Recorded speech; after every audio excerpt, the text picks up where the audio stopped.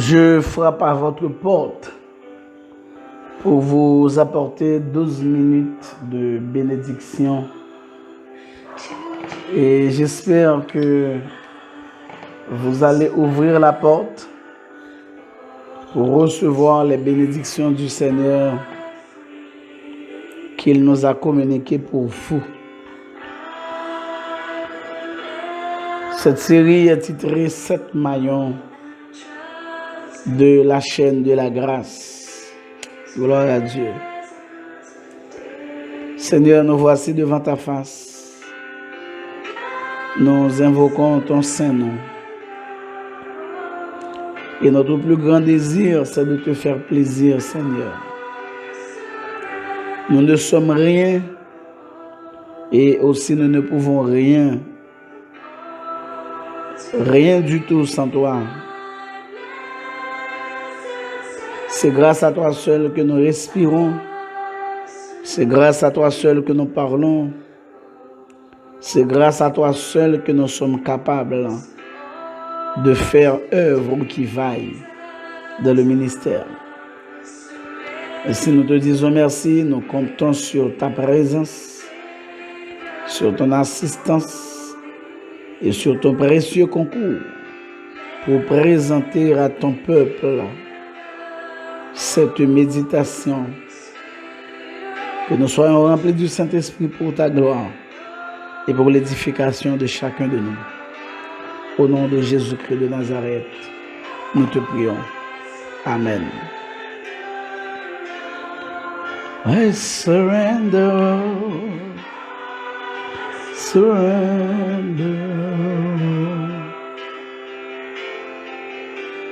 oh, to thee, my blessed Savior, I surrender. Parmi les 7 maillons de la chaîne de la grâce, nous avons déjà vu 5 d'entre eux. La révélation, le salut, l'appropriation, la sanctification et la représentation.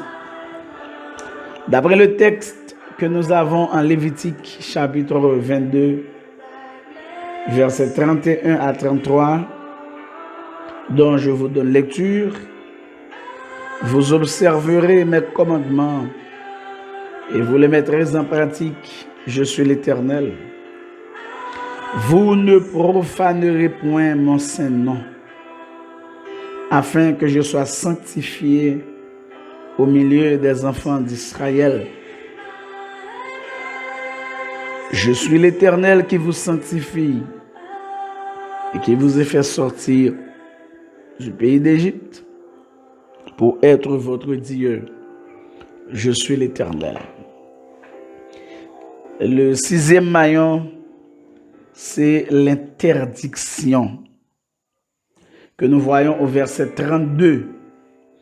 Vous ne profanerez point mon saint nom. L'Éternel donne ici une mise en garde à ses enfants. Vous ne profanerez point mon saint nom. Il arrive fréquemment que des personnes qui sont appelées du nom de l'Éternel ne marchent pas d'une manière digne du Seigneur. Comme le souligne l'apôtre Paul aux chrétiens de Colosse, en Colossiens chapitre 1er, verset 9, verset 10. C'est pour cela que nous aussi, depuis le jour où nous en avons été informés, alors ces informations sont venues à Paul, mais vous les verrez dans les versets 3 à 8. C'est Épaphras, l'un des bien-aimés compagnons de service de Paul, l'un des fidèles ministres de Christ, qui lui a apporté ces informations. Et Paul de dire, depuis le jour où nous en avons été informés, nous ne cessons de prier Dieu pour vous.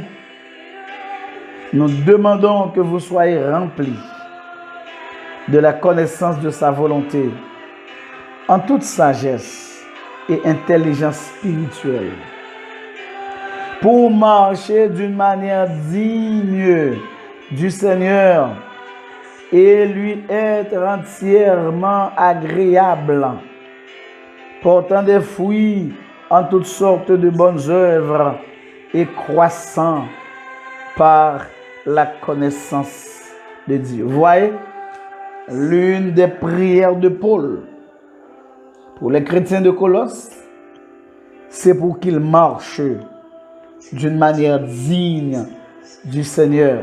Et, laissez-moi vous dire, chers amis, c'est l'un des concepts clés du Nouveau Testament. La vie du croyant doit être cohérente avec son identification au Seigneur qui l'a sauvé. Si le Seigneur vous a sauvé, normalement, votre vie doit être cohérente avec ce salut que le Seigneur vous a offert. Il n'y a pas de doute là-dessus. Et si vous lisez Éphésiens chapitre 4, verset 1er, Philippiens 1er, verset 27, vous allez voir le même refrain.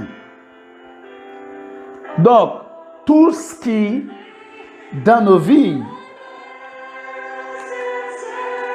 ne fait pas honneur au Seigneur, c'est comme des éléments qui sont hors du temple de sa sainte volonté dans notre vie. Et c'est de la profanation. Chers amis, nous profanons le saint nom du Seigneur quand nos prières ne sont pas faites avec la foi. Nous profanons le saint nom du Seigneur quand nous prêchons un évangile, mais qui ne reflète pas exactement ce que dit la parole de Dieu. Nous profanons le saint nom du Seigneur quand dans l'adoration, cette adoration n'est pas faite en esprit et en vérité. Nous profanons le saint nom du Seigneur quand nous ne sommes pas sous la dictée du Saint-Esprit pour accomplir le service du Seigneur. Le service du Seigneur devait être fait en collaboration avec lui, étant rempli du Saint-Esprit. Et ainsi nous faisons ce qui plaît au Seigneur. Je vous rappelle que l'un des objectifs premiers de chaque chrétien, c'est de grandir, c'est de croître, comme Paul qui fit cette prière pour les Colossiens, non seulement de grandir, mais de faire plaisir au Seigneur, de se ressembler au Seigneur. Mais le plus souvent, dans nos pensées, dans nos actions, dans notre conduite, dans notre mode de vie, dans notre façon de nous comporter, nous ne faisons pas plaisir au Seigneur. Le Seigneur nous interdit de profaner son nom. Si nous sommes dirigés et conduits par le Saint-Esprit, nous n'aurons aucune occasion pour profaner le nom du Seigneur. Il faut que nous soyons sous l'influence du Saint-Esprit. Comme Paul qui disait aux Éphésiens, ne vous enivrez pas de vin, c'est la débauche, mais soyez au contraire remplis du Saint-Esprit. Éphésiens 5, verset 18. Soyez au contraire sous l'influence du Saint-Esprit. Quand quelqu'un est ivre, cette personne ne sait pas exactement ce qu'elle fait. Eh bien, quand on est sous l'influence du Saint-Esprit, ce n'est pas vous qui vous guidez, qui vous dirigez, c'est le Saint-Esprit qui prend le contrôle et qui vous dirige. qui vous mène, qui vous conduit, qui vous fait faire exactement ce que lui-même, il désire que vous fassiez. Chers amis, le Seigneur nous interdit. L'interdiction, c'est l'un des maillons de la chaîne de la grâce. On ne peut pas vivre pour Dieu, le servir n'importe comment. Non. On doit nécessairement être rempli du Saint-Esprit, être sous la puissance du Saint-Esprit, être sous l'influence du Saint-Esprit. Et c'est ainsi que le Seigneur, grâce à cette influence, produira en nous le vouloir et le faire selon son bon plaisir. Tout lui plaira. Nous ne profanerons pas son saint nom. Réfléchissez, chers amis, dans le Seigneur. Est-ce que vous n'êtes pas en train de profaner le saint nom du Seigneur? Il est clair que nous sommes sous la grâce et non sous la loi. Mais est-ce que nous ne sommes pas en train de profaner le nom du Seigneur par notre mode de vie qui n'a rien à voir avec la dictée du Saint-Esprit? Quand vous prêchez, est-ce que votre message plaît au Saint-Esprit? Est-ce que vous dites exactement ce que Dieu vous demande de dire? Quand vous chantez, est-ce que votre chant édifie le peuple de Dieu? Quand vous faites quoi que ce soit pour le Seigneur, est-ce qu'il prend plaisir dans ce que vous faites? Sinon, vous êtes un profanateur du Saint-Nom du Seigneur. Réfléchissez-y. Que le Seigneur vous bénisse abondamment.